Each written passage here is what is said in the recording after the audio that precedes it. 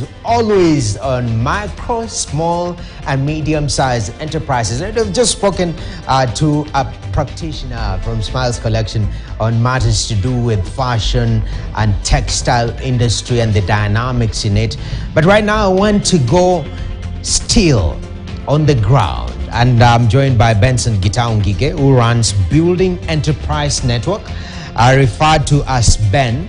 And Benson, I don't know whether that was a coincidence when you are finding Building Enterprise Network is a Ben and you also call Benson. Was it a coincidence or was it intentional? My name is Benson Gitau. I would say it's a coincidence. It's a coincidence? Yeah, it's a coincidence. Incredible, because this particular initiative, you say part of the initiative is to empower small businesses. When you speak to these businesses, first of all, what is their greatest cry that they need support in? Every business, majorly you focus on capital. If you don't have capital, then you won't open a business. Mm-hmm.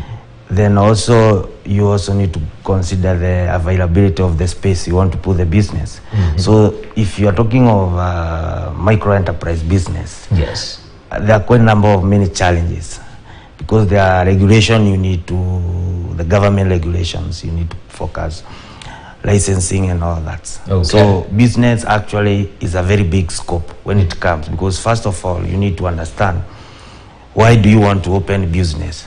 What are you focusing on? Okay. So if you come to talk about challenges or the cry of what you should consider for you to open a business, you consider the capital, you also consider the space, you consider the community around, what do they need, and so forth. Okay. Yeah. And one of we can call it a sort of a double-edged sword, because first of all, the replication economy.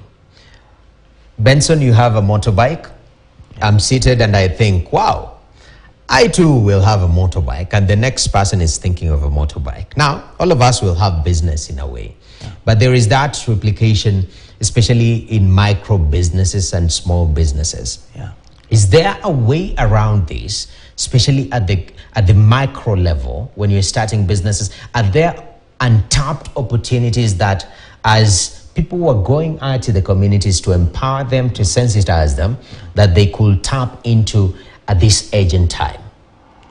Yeah, I will use the example you have used about motorbike.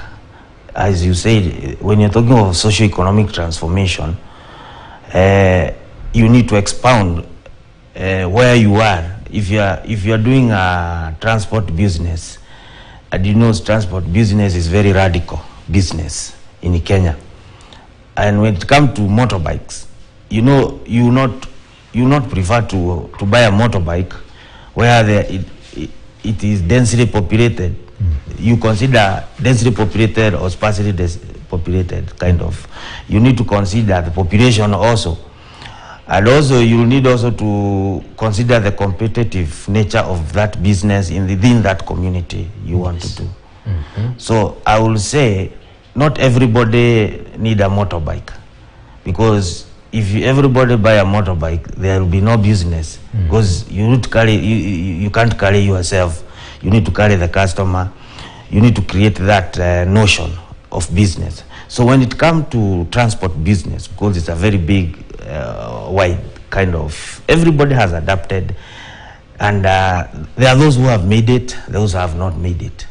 But those who have made it, what makes that people successful?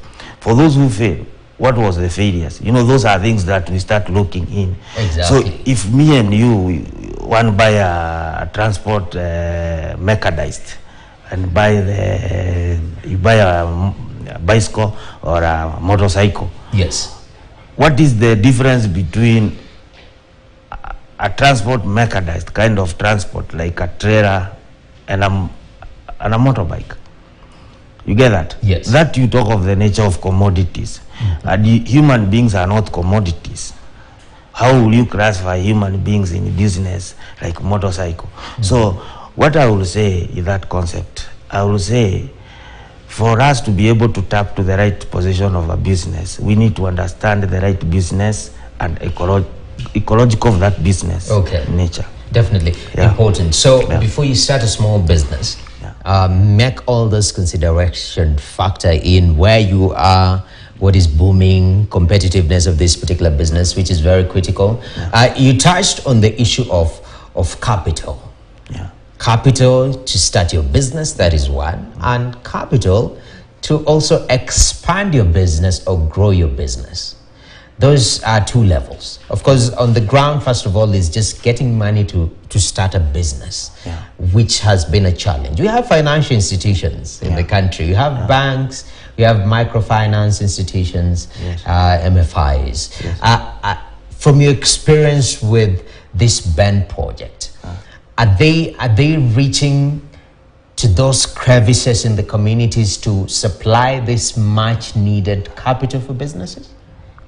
I will say micro enterprise business, they are different from financial bank systems and financial businesses, because one of the solution or one of the disadvantage I find from these people in the community is the collateral that the bank needs.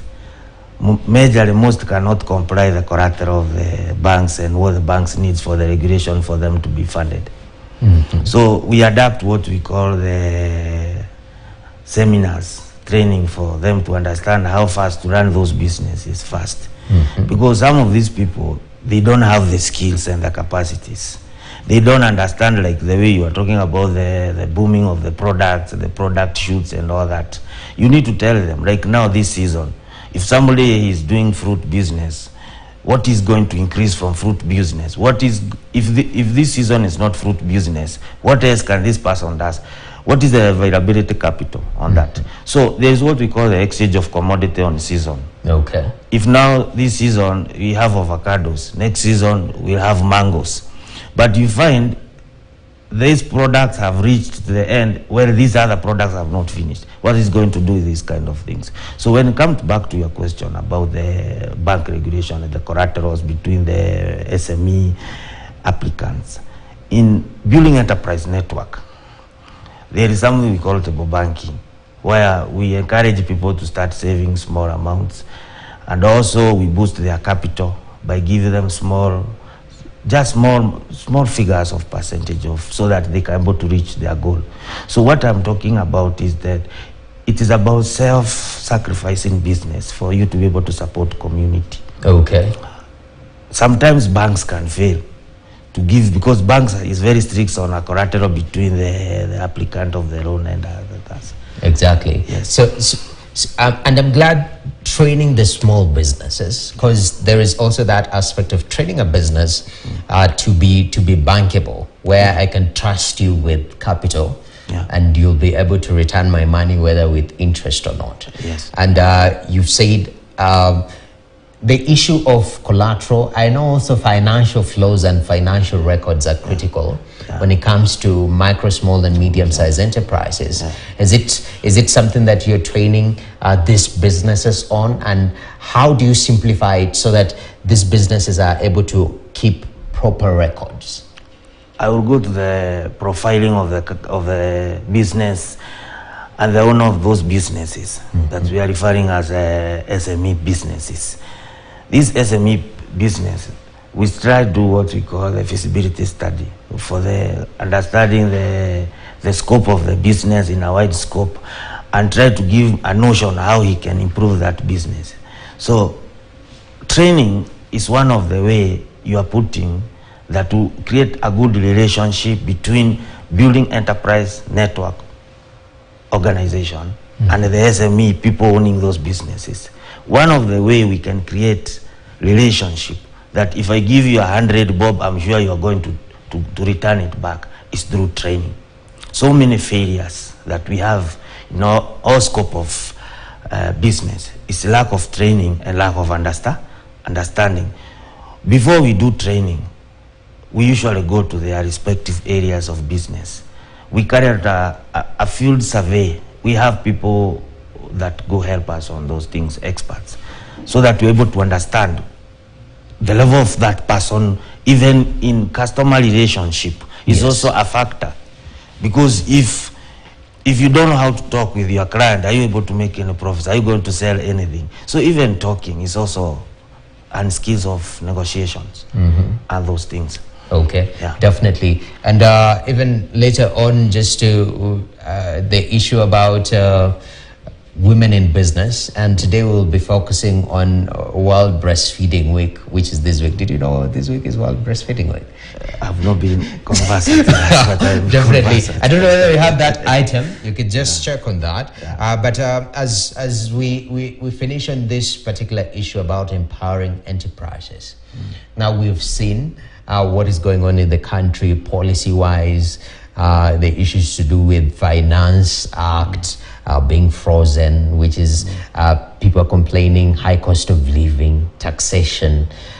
From your perspective and interacting with these businesses, how can we make it easier for them to operate and to start and to thrive from a policy perspective change as we finish up? You understand very well the level of economy in Africa. When you say economy is bad in Kenya, that's why we are experiencing bad business. They use the word bad business and bad markets. They use that term. Okay. One way why all these failures are coming. Okay. It's because of our regulations of how we put products in the market. It's also affecting us. You will find that skyrocketing of product prices and all that, it's because of inadequate resources we need as Africans and as a business. Okay. You understand from the historical background of business in barter trade. Let's come there. Then we see in barter trade formula of business and economy that we are referring as a blue economy as today, the adoption of business from communities and from the government and from the sources of raw materials is affecting us. All right. To understand how the market is flowing, because the market have changed the method of how goods are distributed. All right. You get that? Yes. So for us to be able to have a proper method of economy in Kenya or in businesses, we need to adapt the nature of business we are doing. What are business? Raw materials. Where do we get raw materials? You understand energy. If the energy cost is higher, then you definitely the cost of products will skyrocket. Definitely. Isn't it? So deal with the key elements and factors of production, bring them lower, find taxation system that is balanced, not too punitive, and I think that will make a little bit easier. Unfortunately, our time has run out, but thank you very much, Benson Gitao Ngige, who runs Building Enterprise Network, that is BEN. He says it's time that we empower our small businesses. And as I had hinted that this week is breastfeeding, that is Global or World Breastfeeding Week. And on Women in Business, there is a focus on this particular